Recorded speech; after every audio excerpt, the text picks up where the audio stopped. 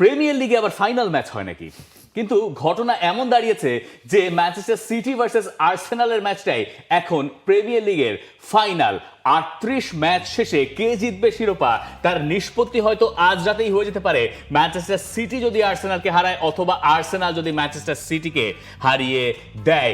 এই দুই দল আজ মুখোমুখি হচ্ছে রাত ৯:৩০টায় ইতিহাদ স্টেডিয়ামে। ম্যানচেস্টার সিটির টার্গেট আর্সেনালকে হারানো, আর্সেনালের টার্গেট ম্যান সিটিকে হারানো। পয়েন্ট টেবিল দেখলে আপনি আরো ভালো বুঝতে পারবেন কেন এই ম্যাচটাকে ফাইনালের মোড়কে বলা হচ্ছে। আর্সেনাল ৩২ ম্যাচ শেষে ৭০ পয়েন্ট তাদের, ম্যানচেস্টার সিটি ৩১ ম্যাচে তাদের পয়েন্ট ৬৪। আজকের ম্যাচে তারা যদি জিততে পারে তাদের পয়েন্ট দাঁড়াবে ৬৭, হাতে থাকবে একটা ম্যাচ।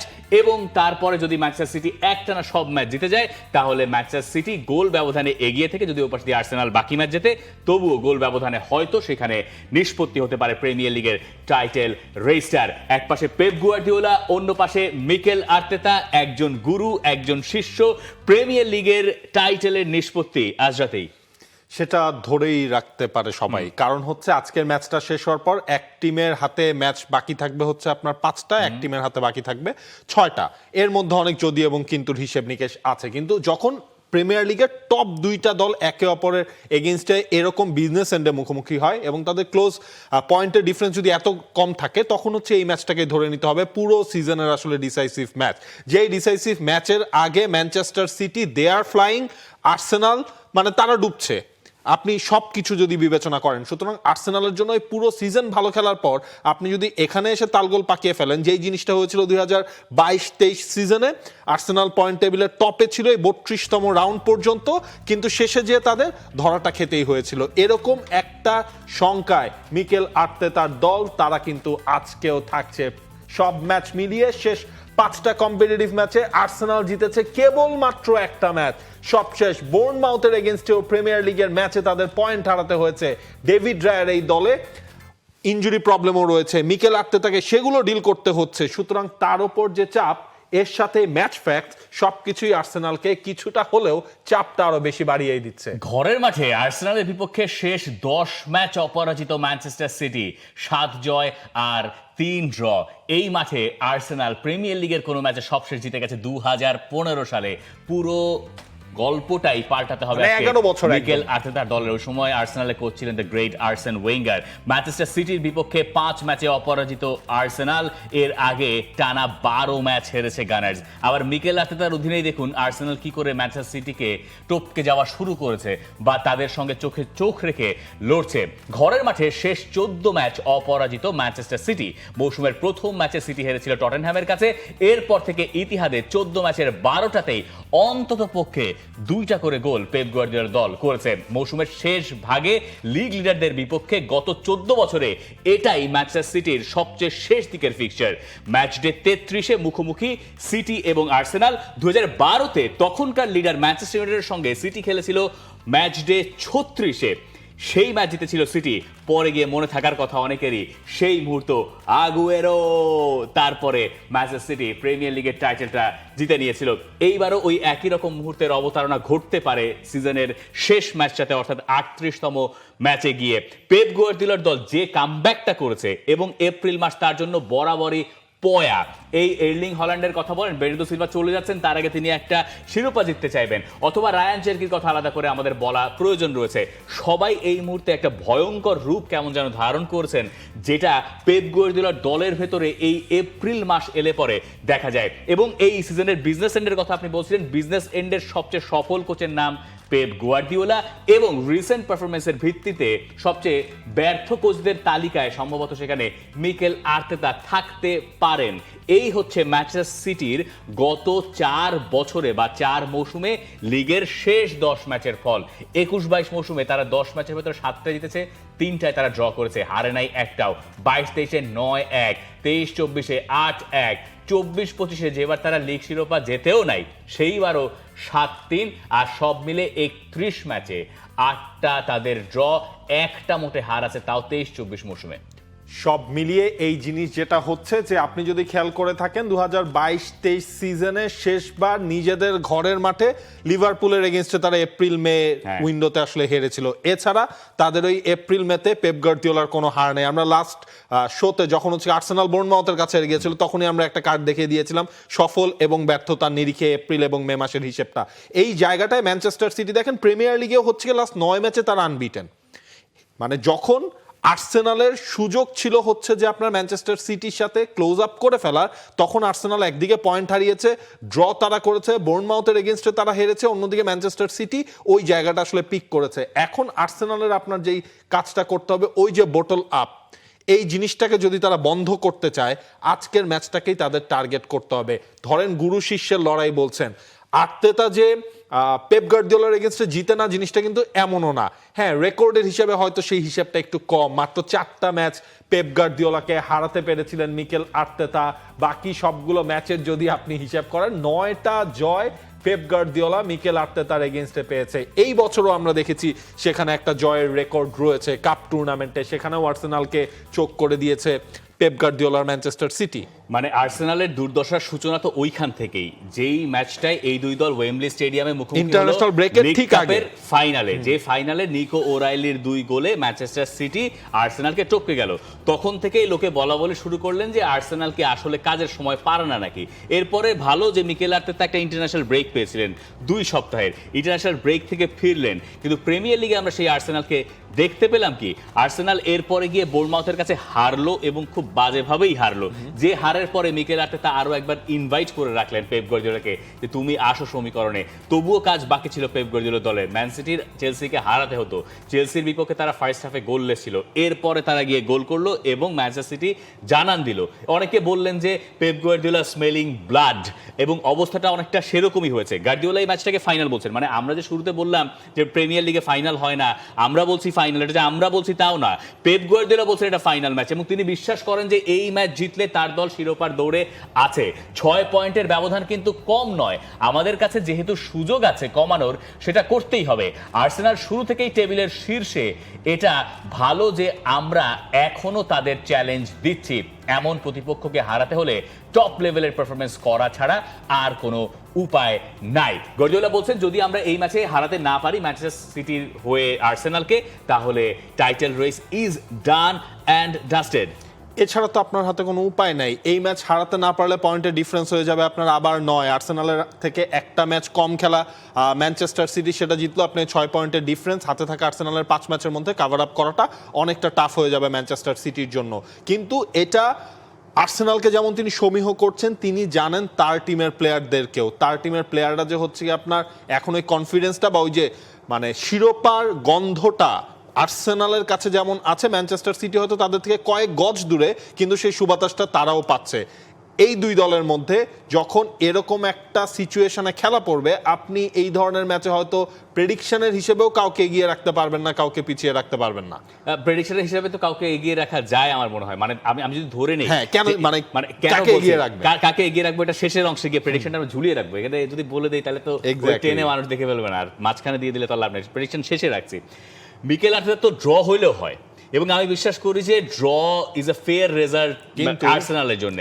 আর্তেতার যেটা কথা যে ড্র করলে আপনি যদি ড্রয়ের ইন্টেনশন নিয়ে এই ম্যাচটা খেলতে নামেন, আপনি আসলে পারবেন না। আর্সেনাল নাকি এই সিজনের প্রতিটা ম্যাচ জয়ের জন্যই তারা মাঠে নেমেছিল, জয়ের টার্গেট নিয়ে খেলি দেখেই আমরা এখনো শীর্ষে, এটার ব্যতিক্রম হবে না। যে পরিমাণ ইনজুরি নিয়ে আমরা মৌসুম জুড়ে খেলছি, ফুটবলাররা মানিয়ে নিয়ে সেরাটা না দিলে এখানে থাকাই সম্ভব হতো না। এই ম্যাচ আমাদের সামনে এমন এক প্রতিপক্ষ এই ম্যাচে যাদের ম্যানেজার প্রিমিয়ার লিগ ইতিহাসেরই সেরাদের একজন। সুতরাং আর্তেতাও জানে গার্দিওলাকে ট্যাকটিক্যালি বিট করতে হবে তার, যদি তিনি আর্সেনালকে নিয়ে এই যে প্রায় 2 যুগের শিরোপা খরাটা কাটাতে চান। এইটা যদি আর্সেনাল এবার ঘোচাতে না পারে, তাহলে আর্সেনাল কেবলমাত্র নিজেদেরকেই দুষতে পারে। আপনি এত কাছাকাছি গিয়ে এরপরে প্রিমিয়ার লিগের শিরোপাটা হাতছাড়া করে ফেলবেন। আপনি গোটা সিজন জুড়ে ডমিনেট করেছেন। আপনার ওই ম্যানচেস্টার সিটির সঙ্গে লিগ কাপের ম্যাচের আগের রেজাল্ট আর পরের রেজাল্টের ভিতরে ভিতরে বিস্তর ফারাক। আপনি যতগুলো ম্যাচ ওই যে 5 ম্যাচে মাত্র একটা জয়, তাও সেটা স্পোর্টিং সিপির সাথে জয়। এর আগে যতগুলো হেরেছেন, এর পরে আপনি ততগুলো হেরেছেন। মার্চের কত তারিখ, ওই সময় মনে হয় 14 তারিখই ছিল। এই এক মাস ব্যবধানে আপনি যা হেরেছেন, তার আগের অগাস্ট থেকে মার্চের 15 তারিখ পর্যন্ত আপনি ততগুলো ম্যাচ হেরেছেন।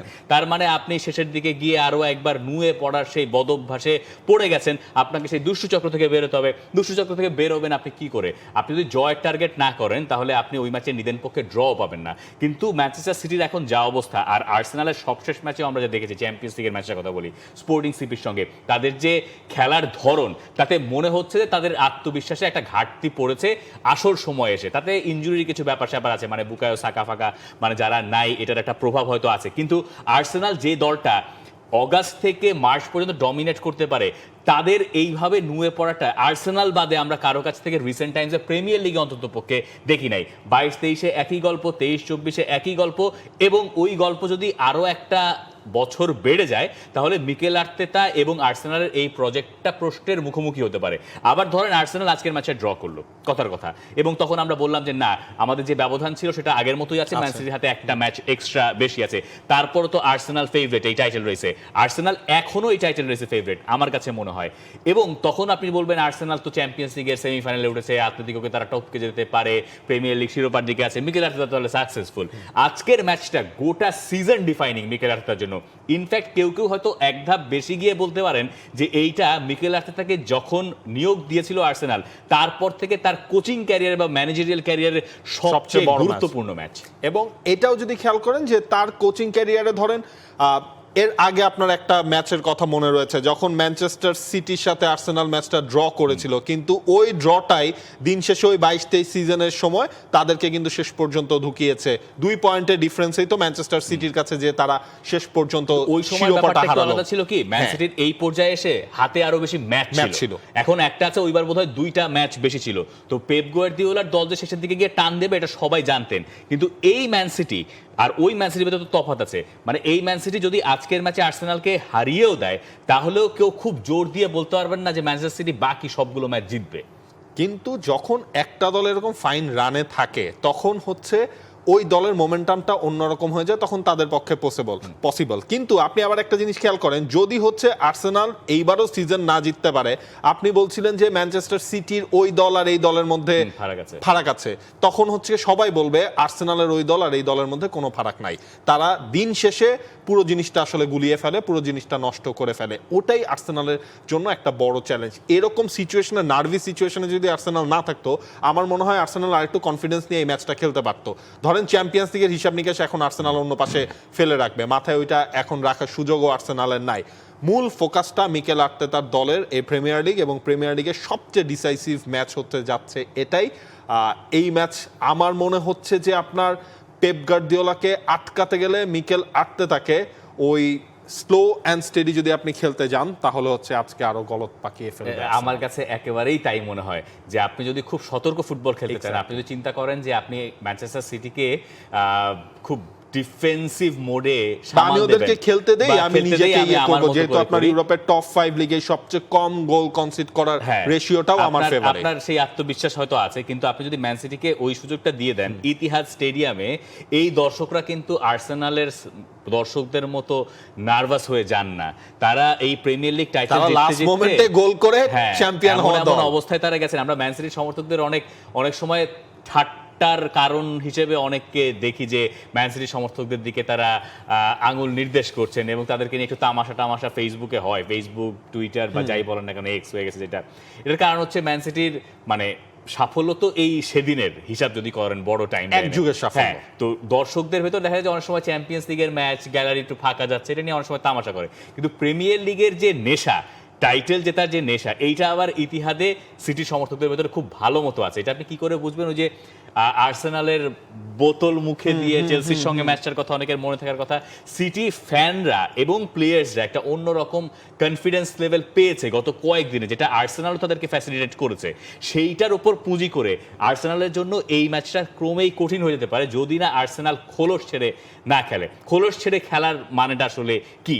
মানে আপনি যদি একটা পাস দেওয়ার সময় 10 বার চিন্তা করেন যে আমি আসলে কি করতেছি, পাসটা দিলে যদি আমি বলটা হারিয়ে ফেলি, এই চিন্তাটা আপনার মাথার মধ্যে আসলেই ঝামেলা। স্পোর্টিং সিপি সিপির সঙ্গে হয়তো ডেভিড রায়ার পায়ে বল, আপনার সেন্টার ব্যাককে বল দিয়েছেন, সেন্টার ব্যাক আবার হয়তো একটা ব্যাক পাস দিয়েছে অথবা একটা ডায়াগোনাল পাস দিয়েছে, একটা আড়াআড়ি পাস দিয়েছে, তাতে স্কোয়ার পাস খেলেছে অনেক বেশি হয়তো, কিন্তু আপনি সামনের দিকে যাওয়া লাগে নাই। কিন্তু ম্যান সিটি আপনাকে সেই সুযোগ দেবে না। ম্যান সিটির ফরওয়ার্ডরা আপনাকে গিয়ে হাই প্রেস করবে, আপনাকে বাধ্য করবে ওই ব্যাক পাসটা যাতে কোনোভাবে ঘুরে ফিরে আপনার কাছে আসে। এবং যে ফর্মে ম্যান সিটির ফুটবলাররা আছেন তারা ওই একটা সুযোগ পেলে একটার ভেতরে গোল করার সামর্থ্য রাখেন। আমরা সিটি টু প্রবাবল 11টা দেখে নিই যে কেমন হতে পারে সিটির প্রবাবল 11, এবং সেখানে রায়ান চেরকি হতে পারেন আজকের ম্যাচে ট্রাম্প কার্ড। দারুণ ফর্মে আছেন তিনি, এবং তিনি এই মুহূর্তে প্রিমিয়ার লিগে তার যে অ্যাসিস্টের ধারা সেটা ম্যান সিটিকে নিয়ে সামনের দিকে যাচ্ছেন। এক পাশে ডোকু, এক পাশে সেমেনিও, অন্য পাশে হল্যান্ড, নিচে আছেন চেরকি। রদ্রিও মনে হচ্ছে একটু একটু করে ফিরছেন। সিলভা, ওরাইলি ফিট হয়ে ফেরার কথা, মার্গেহিয়ার, খুসানভ, মানে সেন্টার ব্যাক হয়ে গেছেন এখন। মানে হয়তো সেখানে দিয়াজ নাই, কিন্তু দিয়াজের অভাবটা এখন কেউ ওইভাবে অনুভব করছেন না।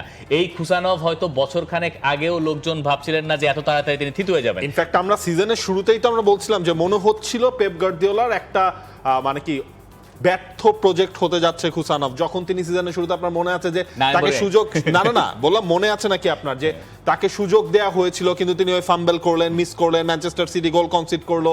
ওই জায়গা থেকে খুসানভ যেভাবে কামব্যাক করেছে সেটাও কিন্তু আপনার দারুণভাবে দ্রুত, এবং খুসানভের তো পজিশনটাও আসলে চেঞ্জ হয়েছে, তাকে রাইট ব্যাক হিসেবেও খেলানো হতো। সেই জায়গায় এখন রাইট ব্যাক হিসেবে যখন নুনিয়েজ, মানে সেও কিন্তু ট্রিমেন্ডাস একটা ফর্মে রয়েছে। এই দুই ফুলব্যাককে আপনি অলমোস্ট হাফ সিজনের পরে ডিসকভার করেছেন। এই দুই ফুলব্যাকেই হচ্ছে আক্রমণের শুরুটা এবং ম্যাচের টেম্পোটা অনেকাংশ নির্ভর করিয়ে দিচ্ছে পেপ গার্দিওলার দলে। মানে নিকো ওরাইলি জায়গা মতো থাকছেন সময় সময়, এবং সেখান থেকে খুব ডিসাইসিভ গোল তার কাছ থেকে আছে। আগের ম্যাচে কথা বলতে পারি, সেই আর্সেনাল সঙ্গে কথা বলতে পারি। আর্সেনাল নিকো ওরাইলিকে আজকে আলাদা করে পাহারা দিতে চাইবে যাতে কোনোভাবেই তিনি আর গোল করতে না পারেন। আর্সেনালের প্রবাবল 11 বুকায়ো সাকা এই ম্যাচে থাকছেন না, এটা মোটামুটি নিশ্চিত। কিন্তু আর্সেনালের ভরসার জায়গা তাদের সেন্টার ব্যাক জুটি, তাদের গ্যাব্রিয়েল মাগালেস এবং উইলিয়াম সালিবা। হোয়াইট, ইনকাপিয়ে, মিডফিল্ডে আমরা যদি রাইস এবং জুবিমেন্দির কম্বিনেশন ধরি, সামনে এজেবেরি এজে, এক পাশে যে কোনো কিছু হতে পারে। সেখানে হয়তো আমরা মাদুয়েকেও দেখতে পারি, মার্তিনেলিকেও দেখতে পারি। তবে আমার ধারণা মার্তিনেলি খেললে বোধহয় একটু ওই সাইডে খেলা উচিত। এই জায়গাটাই আসলে মিকেল আর্তেতা লাস্ট কয়েকদিন তার ব্যাকআপ প্ল্যানটাও করে রাখতে হয়েছে, যেহেতু মাদুয়েকে লাস্ট ম্যাচটা ইনজুরিতে পড়েছিলেন। মাদুয়েকে যদি না পাওয়া যায় তখন আসলে তিনি কি করবেন। লাস্ট কয়েকটা ট্রেনিং সেশনে কি এমনও হয়েছে যে মার্তিনেলিকে আপনার রাইট সাইড দিয়েও ট্রাই করা হয়েছে, এবং সেটা যদি হয় তখন লেফট সাইডে গ্যাব্রিয়েল হেসুসকে নামানো হতে পারে। আবার অনেক ব্রিটিশ গণমাধ্যমও আসলে যেটা বলছে যে এই ম্যাচে ইয়োকেরেশকে হয়তো বা পরের জন্য রাখা হবে, যদিও ইয়োকেরেশের তো আপনার মানে তার ক্যারিয়ারের, মানে আর্সেনাল ক্যারিয়ারের বেস্ট একটা মোমেন্টে তিনি রয়েছেন। সেই জায়গায় কাই হাভার্টসকে কোন জায়গায় সুযোগ দেন সেইটাও আসলে অনেক ইকুয়েশনের ব্যাপার এই জায়গাটায় রয়েছে। তারপর বেন হোয়াইটকে কি আপনি আজকের ম্যাচটায় খেলাবেন কিনা, বেন হোয়াইটের অবস্থা কি রয়েছে, timber, Ben white, timber, Odegaard এবং মাদুয়েকে, এই তিনজনকে নিয়ে কিন্তু কোনো কমেন্টস করেন নাই। মানে এই জায়গাটা একটু ট্রিক। টিমের সঙ্গে ট্রাভেল করেছেন, মানে হুদাই মনে হচ্ছে, মানে যেহেতু টিমের ক্যাপ্টেন তাই তিনি টিমের সঙ্গে ট্রাভেল করবেন, খুবই স্বাভাবিক। কিন্তু এই ম্যাচ খেলার কোনো কারণ দেখি না। আর সামনে আমার মনে হয় না ইয়োকেরেশকে বসিয়ে রাখলে এটা কোনো সমাধান হবে। কাই হাভার্টসকে রাদার পরে আপনি হয়তো নামাতে পারেন, মিকেল আর্তেতা সেটা ভালো বুঝবেন। কিন্তু যখনই লোকে দেখবেন যে স্টার্টিং 11 যদি কথা ইয়োকেরেশকে ড্রপ করে কাই হাভার্টসকে নামানো হয়, তাহলে ওই জায়গায় লোকে বুঝবেন যে মিকেল আর্তেতা ব্যালেন্সের দিকে বেশি নজর দিচ্ছেন। এখন এই ব্যালেন্সটা তিনি কি করবেন এবং ট্রেনিং সেশনে তিনি কি করছেন। ট্রেনিং সেশনের কথা যখন বললেন তাতে মনে পড়লো ওই বাজি, পটকা, আগুনের কথা। মানে ডেকল্যান রাইস বলছেন যে তাদের ভেতর একটা আগুন জ্বলছে, কারণ ওই ফাইনালে তারা হেরেছেন। এখন এই আগুনের থিমটা আবার মিকেল আর্তেতা নিয়ে এসেছেন তার ট্রেনিং গ্রাউন্ডে। স্পোর্টিং সিপির সঙ্গে ম্যাচের আগে লোকজন ওই সোবা রিয়েলিটি ট্রেনিং গ্রাউন্ডের ওখানে নাকি দেখেছেন যে একটা বড় কুণ্ডুলি আগুন টাগুন জ্বালানো হচ্ছে। মিকেল আর্তেতা এটা জ্বালিয়েছেন ওই থিমটা বোঝানোর জন্য। মানে খুবই থিমেটিক কোচ তো, কখনো তিনি লোন ওলফ নিয়ে আসেন, কখনো অ্যানফিল্ডের আওয়াজ বাজান সাউন্ড বক্স নিয়ে এসে। তো তার আজকের এই ম্যাচের থিম হচ্ছে ভেতরের আগুন উগলে দাও বা উগড়ে দাও। এখন এই আগুন আপনি কি করে প্রতিপক্ষের ওপরে ঢালবেন? এটা তো ম্যানচেস্টার সিটি, তাও আবার খেলা ম্যানচেস্টার সিটির মাঠে। আপনি না নিজে এই পর্যায়ে এসেছেন, এই প্রিমিয়ার লিগের টাইটেল রেসটাকে আপনি বহু আগে শেষ করে দিতে পারতেন, সেটা আপনি পারেন নাই। আমি শঙ্কিত আর্সেনালকে নিয়ে এই কারণে, আর্সেনালের রিসেন্ট পারফরমেন্স নিয়ে। আর্সেনালের যেই দলটার অভ্যাস হয়ে গেছে অনেক বেশি সতর্ক হয়ে ফুটবল খেলার, সেই সেই দল যদি ম্যানচেস্টার সিটির কাছে একবার পিছিয়ে পড়ে, আই ডোন্ট নো যে ওই ম্যাচে তারা কি করে ফিরবে। এবং একবার যদি ওই স্টে হাম্বল মোডে চলে যায় এর্লিং হল্যান্ড, তাহলে আর্সেনালের জন্য আজকের ম্যাচে একটা দুর্দশা অপেক্ষা করতে পারে। তবে মিকেল আর্তেতা একটা জিনিস ভাবতে পারে, এই হল্যান্ড তো অফ ফর্মে রয়েছেন, হ্যাঁ, বিগ ম্যাচে হল্যান্ডের পারফরমেন্স সবসময় আসলে কোয়েশ্চেনেবল। সেই সুযোগটা গ্যাব্রিয়েল মাগালেস এবং উইলিয়াম সালিবা তাদেরকে আটকে রাখতে পারবেন কিনা, আবার এটার উল্টাটাও হতে পারে। এবং এই যে ম্যানচেস্টার সিটি টিমটা, স্পেশালি আমার মনে হয় এই টিমটা যখন আপনার এই চেরকিকে পুরোপুরি স্টার্টিং লাইন আপে আসলে করে দিয়ে দেয়া হয়েছে, তখন এক পাশে আপনি সেমানোকে পাচ্ছেন, এক পাশে ডোকুকে পাচ্ছেন, চেরকি মানে হল্যান্ড গোল না করলেও কিন্তু হচ্ছে অন্যরকম। হল্যান্ড হয়তো আপনাকে প্রেসটা তিনি করে দিচ্ছেন, তিনি হয়তো লিংক আপটা স্টার্ট করে দিচ্ছেন, বক্স প্রেজেন্সটাই তো এক্স্যাক্টলি, হ্যাঁ, কারণ একটা দৈত্য যখন হচ্ছে কি আপনার বক্সের মধ্যে থাকে, তখন তো অন্য ডিফেন্ডারদেরকে সতর্ক থাকতেই হবে। সুতরাং আজকের ম্যাচে ওই চেরকির রোলটা অনেক অনেক ইম্পর্টেন্ট। আমার মনে হয় এইটা আর্সেনাল কিভাবে সামলাবে সেইটাও তাদের হিসেব নিকেশটা করতে হবে। তাহলে আসেন এবার আমরা প্রেডিকশনের অংশে যাই। আপনার কাছে কি মনে হয় এই ম্যাচের কঠিন প্রেডিকশন একটা আপনি কি দেখছেন? আচ্ছা বলেন আগে প্রেডিকশন, তারপর মিলাচ্ছি। আমার কাছে মনে হচ্ছে ম্যানচেস্টার সিটি জিতবে আজকের ম্যাচটায়। মানে খুব বড় ব্যবধান হবে না, সেটা ক্লোজ মার্জিনেই জিতবে। বাট দিন শেষে এটাও বলে রাখি, আর্সেনাল সিজনের টাইটেলটা জিতবে। মানে আজকে এটা হতে পারে, এটা অবিশ্বাস্য কিছু নয়, কিন্তু আজকে যদি ম্যান সিটি জিতে যায় তাহলে মোমেন্টামটা শিফট হয়ে যাওয়া উচিত না? পুরোপুরি শিফট হয়ে যাবে। তাহলে মোমেন্টাম যদি শিফট হয়, আপনার কি মনে হয় যে আর্সেনাল, ওই যে আপনি শোয়ের মাঝখানে একটা কথা বলছিলেন না যে আর্সেনাল ধরেন আজকের ম্যাচটা জিতলো, কিন্তু আর্সেনাল যে সিটি জিতলো কিন্তু সিটি যে পরের গুলো হারাবেন না, আমি ওটার সাথে একমত। আমার মনে হচ্ছে আজকে সিটি জিতলো ওই জায়গাটায়। যে আমার আজকের প্রেডিকশন হচ্ছে 2-2। হ্যাঁ, আমি দেখতে পাচ্ছি আর্সেনাল 2টা গোল করবে। হ্যাঁ, আর্সেনাল 2টা গোল করবে বলে আমার মনে হচ্ছে। আমি দেখতে পাচ্ছি একটা ড্র।